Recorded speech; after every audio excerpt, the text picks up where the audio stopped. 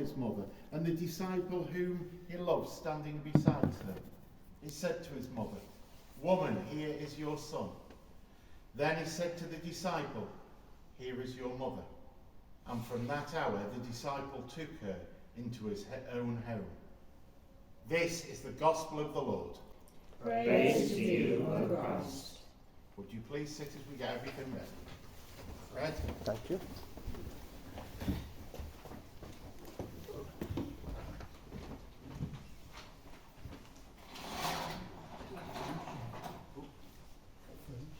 Now this is the point where I would usually introduce the speaker.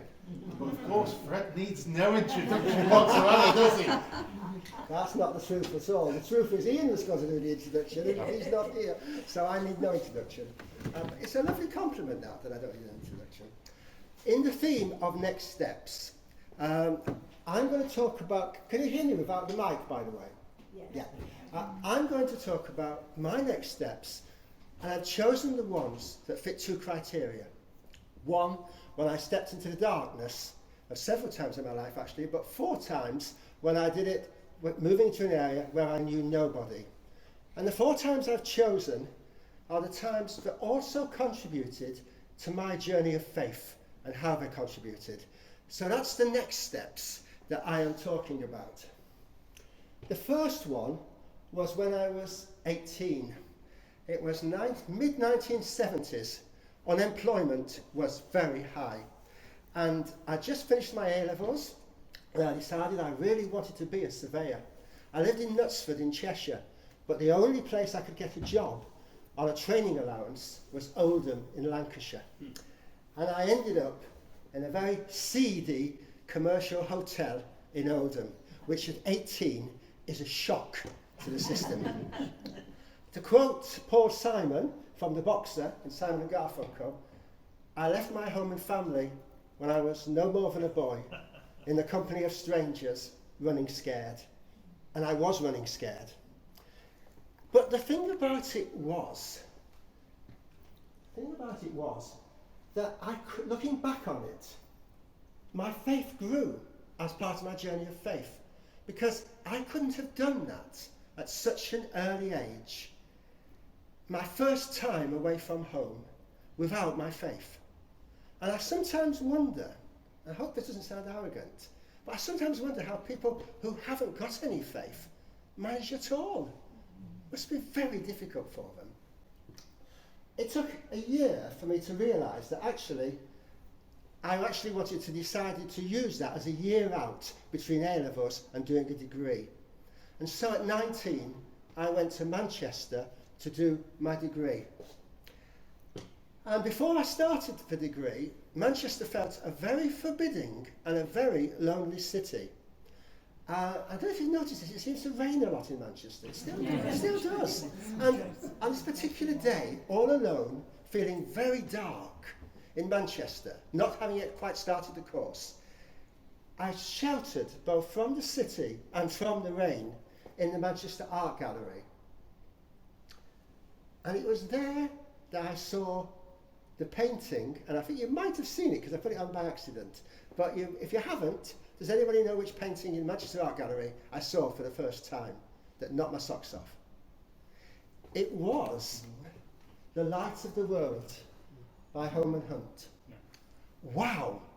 There it was, me in my darkness, in the art gallery, and there was all this love of Christ, and in his eyes looking straight at me. And what was more, it was the light of the world. And in that darkness, at that moment, it gave me that message that actually we're never, as Christians, walking in the dark. No matter how dark it seems, we always have that guiding light. And as I stood looking at that picture, entranced, some long forgotten words came back to me. And I'm sure many of you know them. The gate of the year. And I said to the man who stood at the gate of the year, "Give me a light, that I may tread safely into the unknown." And he replied, "Go out into the darkness and put your hand into the hand of God, That shall be to you better than light and safer than a known way. So I went forth, and finding the hand of God, trod gladly into the night. And it was so appropriate, and my faith grew at that moment. And I realised that as a Christian, we are never totally in the dark, that if we reach out, the light is there. The degree went well, and I thoroughly enjoyed it. I made a lot of close friends. But like all students, the 3 years went very quickly. And all of a sudden, it was over.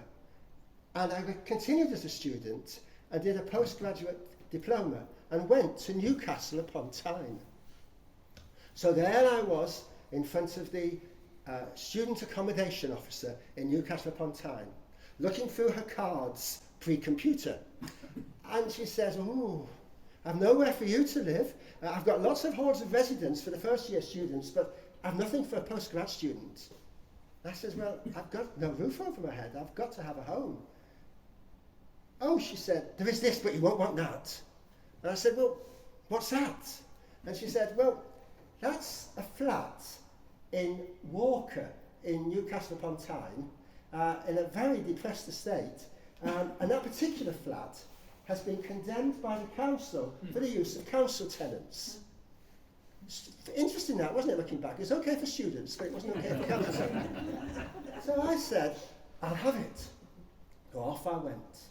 And in I went, armed with various cleaning products, and began scraping the black grease off the lino, I saw the pattern, washing the walls with sugar soap, and dismantling the mice nest in the oven. Yes, I kid you not. Yeah, I know, ooh, it is. Ooh. So, there I am. 2 marvellous things happened to me in Newcastle upon Tyne. The first one was in that flat, when in my darkest moment, I suddenly felt my Saviour so close to me, I could have reached out and touched his garments. In fact, actually, it was closer than that. It was like, it was, that he was in my very soul. And I felt a huge sense of joy, exultation. And that was quickly followed by a sense of total serenity. And my faith went on the next stage of the journey. And I realised that actually, not only are you never in the dark, but you're never walking alone. You are always, when you reach out, he is always there, isn't he? And that was tremendously comforting. Now, those of you who are still following this and haven't started to plan tomorrow's evening meal, you're going to say to me, "Hold on, you said there was 2 amazing things happened to you in Newcastle." And I'm going to say to you, thank you for asking that. Because at the risk of being mushy, and the second thing was that it was on the course that I met Jill. In 1979, we were the course romance that everybody said would never last. So, in the end, I was going to say this, especially for Ian, but he's not here, because I was going to say, at this stage, I want you all to get into the TARDIS with me, because he loves his Doctor Who, and go forward a little bit in time, through the years. And we're going to get out in a different time and space and place, and we're going to get out in a little town in Lincolnshire. Jill and I are now married. We have 2 little boys, and we're active members of our village church, both on the PCC, and I think even then Jill is Sunday school teaching.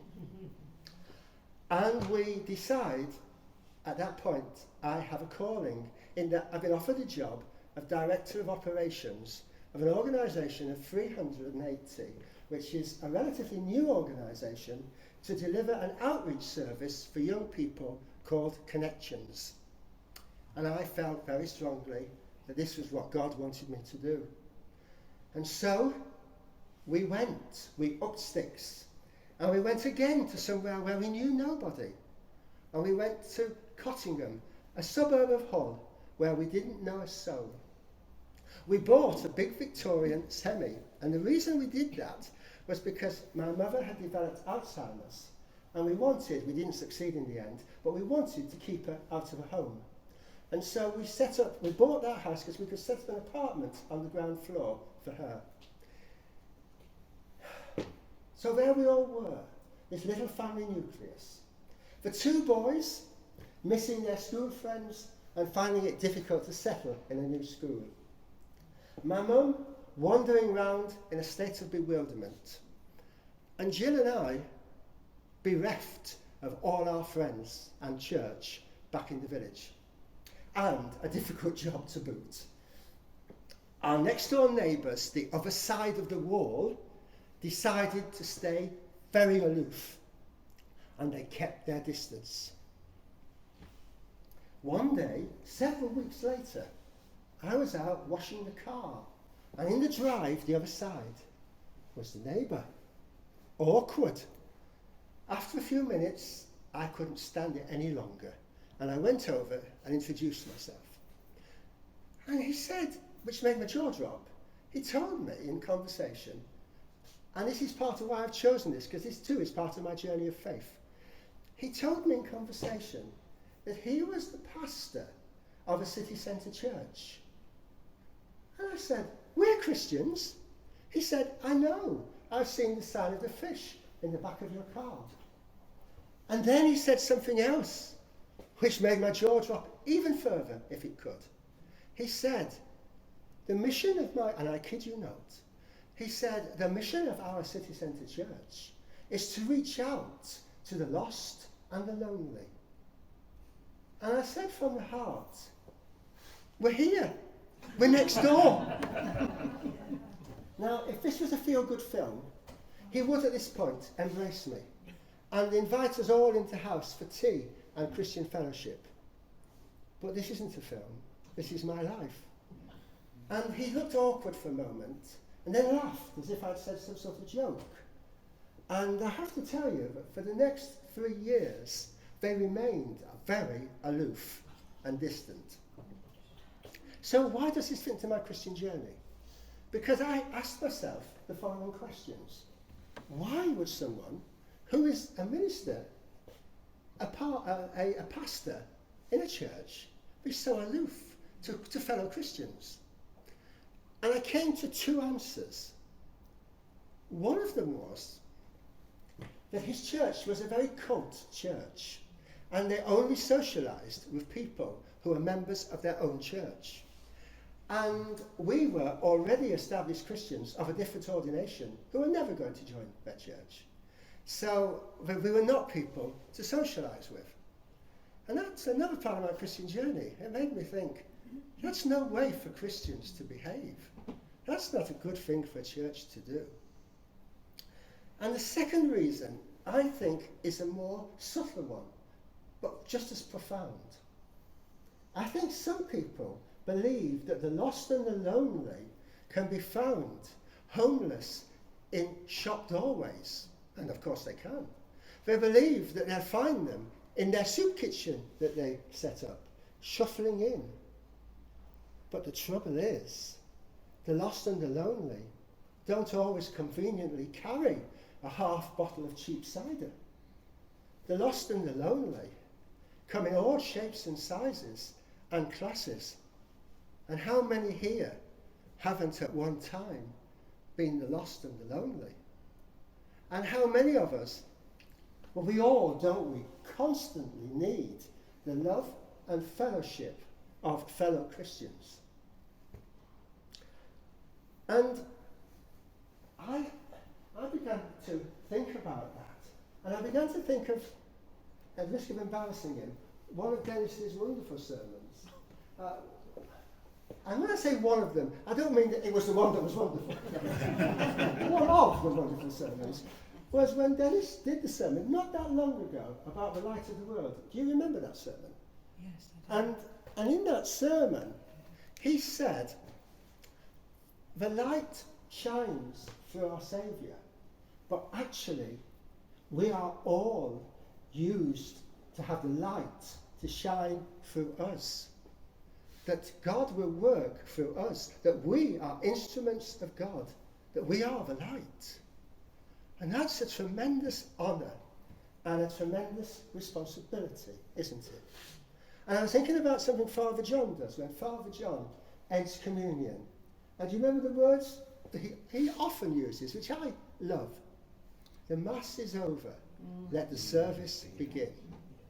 Well, the service doesn't have to be dramatic. It doesn't have to be out on the streets or in a soup kitchen. The service can be looking at someone with love in your eyes that says, you exist, you are there, I see you. It can be a kind word. It can be, are you okay, to somebody who clearly isn't. It can be a hug. It can be just listening to someone. It's not rocket science, is it? But the thing about it is that these small gestures, when the timing is right, and we don't know about it, can change lives and sometimes even save lives, because that's just what's needed at that moment. And so we all carry the light and the love of God within us, and need to, and do I actually think in this church, share it with one another, but also need to share it with the wider community. And finally, so that's how that experience developed my journey of faith. And finally, my final comment is that throughout all the moves that I've made, and I think we've done 7 moves to new areas over the years, for all the moves that we've made, and all the difficult challenges, and goodness knows, yeah, we've had enough, all the challenges that we've faced, and still face, I have never doubted that God has a plan. And I have never doubted that I have been where I have supposed to have been at that moment in time. How was that timing, Nicky? Did you tell me? Right, that's it. Well, thank you very much. Of course, we come now to the question time, because you don't get away that easy. My first question is, let's be honest, when you went up to Newcastle, how long was it before you could understand people? I was at Teesside University, so I know what it was like when you meet somebody. Do you know, I toyed when I was doing the anecdotes about the accommodation officer in putting on a Geordie accent and using words like hinny, but I decided against it wisely. And I was also scared that a certain Geordie might be here, and I didn't want to upset him. So has anyone got any questions? Not really a question, Fred, but a comment, because I didn't realise that I had so much in common with you. Oh, gosh. Not only have we both experienced the drizzle and darkness of Manchester, we have both been to Newcastle University, and we both found our wives at Newcastle University. Furthermore, you had a flat in Walker. Yeah. My gigs were in Walkerville. How Now, spooky. Walkerville, Oh dear, this is... Walkerville is up market. I was going to say, it's very posh. It's very bay windowed in Walkerville. It's not bay windowed in Walker. And I just wondered which church you went to actually in Walker, because my wife and I, we weren't married at that time, we used to go to a little church in just off the Shield Road. Well, I'd say 2 things about it. I can't remember the name of the church, which is frustrating, but I would say it was 1976, so I've got it 1979, so I've got a good reason not to remember it. But what I do remember is when we went to that church for the first time, which shows nothing's really changed, at the end of both Jill and I went together, and we were a young couple. At the end of it, the minister came up to us and apologised. And he said, I'm awfully sorry. And we said, why? And he said, I didn't read your bands. I didn't know there were any bands today. And I thought that was so sad that the only time they saw a young couple in 1979 was because they thought they must have come because their bands were being read. So nothing's changed. Fred, did you find out which church it was that this aloof neighbour was pastor of? No, funny enough, because he never talked to us. I never got any more information about it. But I did start to pick up it was a cult church. And it was very strange because they had a trampoline in the garden. And their children were always jumping up and down on the trampoline. And of course, they always had people from the church coming to have garden parties and things. And our children, our two little boys, longed to be invited over to meet the children and to have a go on the trampoline. And they never were. Oh. Is that it? Have I exhausted you all? No more? Well, Thank you. I know where to go to when we need a preacher now. Careful. Yes? It was an act to witness, not an act to preach. Yes, to witness then. I think he deserves a round of applause.